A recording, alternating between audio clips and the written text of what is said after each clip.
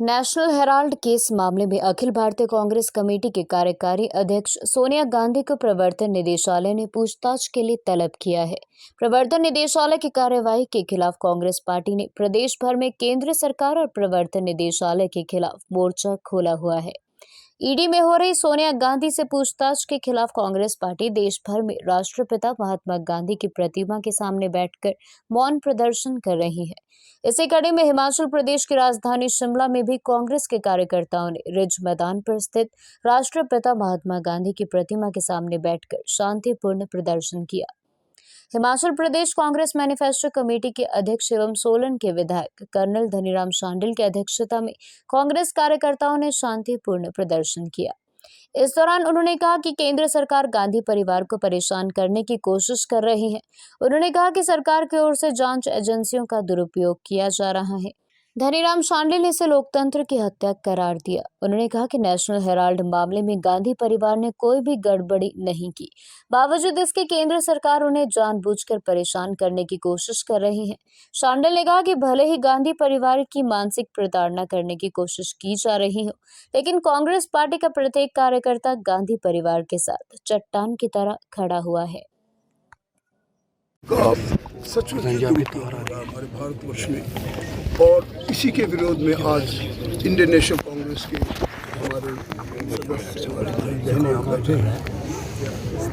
ये पहली बार नहीं हुआ, कई मतलब पहले भी हो चुका है और हम हमेशा इसका विरोध करते रहे। जहाँ तक आज के बैठने का ताल्लुक है, ईडी का जो ये दुरुपयोग श्रीमती सोनिया गांधी जी के ऊपर पूछताछ के लिए किया जा रहा है, ये सचमुच में ध्यान को भटकाने के लिए, ताकि जो हमारी असफल नीतियाँ रही केंद्र सरकार का, लोगों के लिए महंगाई कम नहीं कर सके, आप लोग बेरोजगारी में कुछ भी इजाफा ऊपर को हुआ, नीचे को कुछ नहीं हुआ, ऐसे बहुत सी और समस्याएं हैं। मैं समझता हूँ राष्ट्र की संपत्तियों को बेचा जा रहा है और यहाँ पे नेशनल हेराल्ड जैसी संपत्ति को लेकर हम बैठते हैं। मैंने इस केस को बड़े ध्यान से पढ़ा है, आप भी गूगल में देख सकते हैं। इसमें एक नए खोटे पैसे का भी कोई किसी के जेब में जाने का एपिसोड नहीं हुआ है।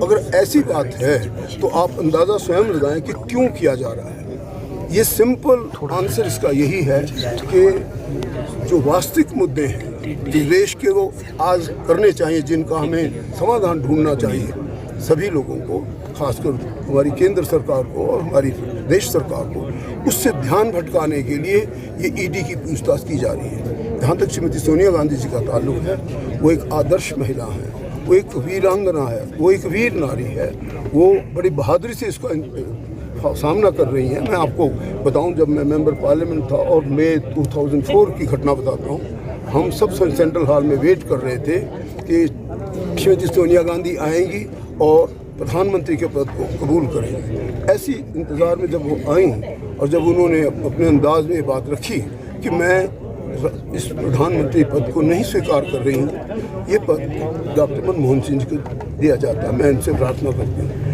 आप अंदाज़ा लगा सकते हैं कि जिनको पद की भूख ना हो और जिन्होंने स्वयं जीवन भर एक प्रकार से त्याग का और समर्पण का काम किया हो।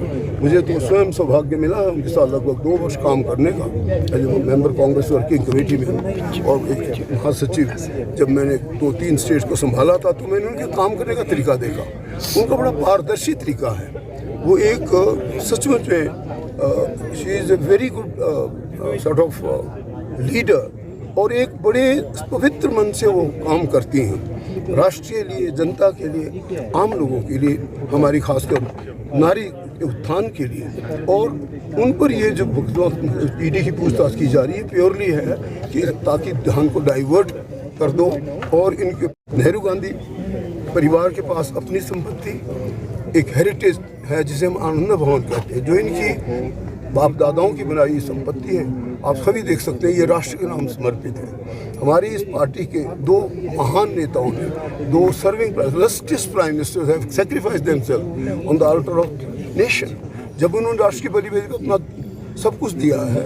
श्रीमती इंदिरा गांधी ने तो एक इतिहास रचा है, आप सब जानते हैं। बांग्लादेश बनाने के बाद 93,000 सैनिक यही शिमला में वार्ता हुई। वो एक ऐसी गाथा है जिसे आज के दिन में इसलिए बता रहा हूँ क्योंकि आज कारगिल दिवस भी है और मैं इस दिवस पर अपनी शुभकामना देना चाहता हूँ उन्हीं सब वीर सैनिकों को मैं खुद भी एक सैनिक रहा हूँ और 62 से 71 की लड़ाइयों में प्रतिभागिता रही है मेरी। तो मैंने स्वयं देखा है कि किस प्रकार से एक बैटल में एक जवान फेस करता है।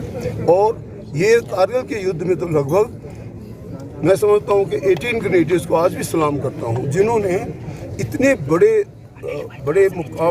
रेंजर का मुकाबला किया कि ऊपर तो थोड़े से भी लोग खड़े हों हाइट पे और वो नीचे से, क्योंकि उस जगह मैं खुद भी कमांडर रहा हूँ उस जगह का, तब मुझे पता उस ग्राउंड का। और सच कहता हूँ कि अगर आप कभी भी ऐसे भी घूमने जाएं और उस जगह को देखें टोटल रिंग की तरफ को, तो आप अंदाज़ा लगाएं कि ऊपर लोग खड़े हैं, अगर वो थोड़े से पत्थर भी मारे ऊपर तब भी जवान जो है क्षतिग्रस्त हो सकते हैं। तो मैं समझता हूँ इस प्रकार के दिन के जो आप लोग यहाँ पे आए हैं, मैं आपका भी बहुत बहुत धन्यवाद करता हूँ। और एक बार फिर कहता हूँ कि जो मेरा पहला विषय था ईडी के ऊपर बोलना, ये ईडी एकदम सर्वथा आप स्वयं देखेंगे, इसमें किसी प्रकार की कोई करप्शन नहीं हुई है और ना किसी जेब में कोई पैसा गया है।